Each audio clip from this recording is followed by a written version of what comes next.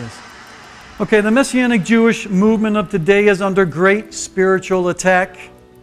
Those Jewish and Gentile believers who desire to worship God in a Jewish way are being put through the test of a lifetime. The very root of our movement is being challenged. The very essence of our traditional theology is disputed by some of the leaders of our movement, and I believe many are listening and believing them as well. Listen to the following false beliefs which are being taught in some Messianic synagogues, not all, of course, and some organizations and churches around the world. I have 5 points I just wanted to make here, 5 statements. Number 1, it is important to have faith in Yeshua for salvation or sanctification, but one must also follow Torah or be Torah observant to be saved or sanctified. These are 5 false beliefs that are being taught. Dual covenant theology is true. Jewish people already have a covenant relationship with God and do not need Yeshua for salvation. How many have heard that one? How about heard that in your church? Well, if you have, then you need to skedaddle. Number 3, being Jewish is more important to our Jewish identity than believing in Yeshua. In other words, it's more important to worship Torah or to have Torah observance than Yeshua. Number 4, we in the Messianic Jewish movement find it essential to be the 4th branch of Judaism. Have you heard that one? I've read many articles about that one.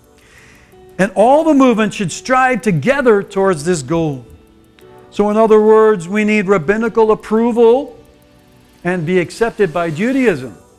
Now, how many Messianic Jews in this congregation or Gentiles want to be accepted by the rabbis? I certainly do not as well. I want to be accepted by Yeshua, yes. How about this one? Have you heard this one? Yeshua is the Jewish Messiah, the Son of God, but He is not God. Have you heard that one? So raise your hand if you heard that one. In your congregations, yes, okay. A good many of you have. Nor is He co-equal or co-eternal with God the Father. To me, that's a very unusual statement to make, because if Jesus is not God, well then who is He? Is He a demigod? Is He somewhere in between man and God? And how can that be scripturally? So, very good question.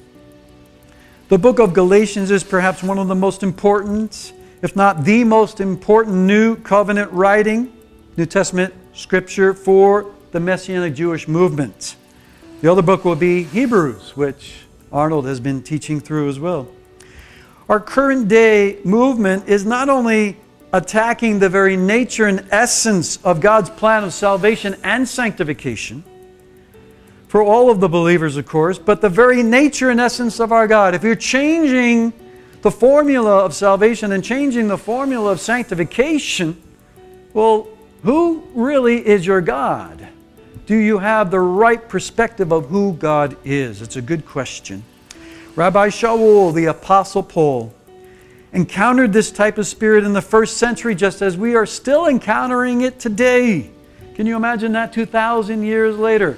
75%, I guesstimate 75% of congregations, Messianic Jewish congregations around the world, are Torah observant, which we're going to be learning what that all means in this class.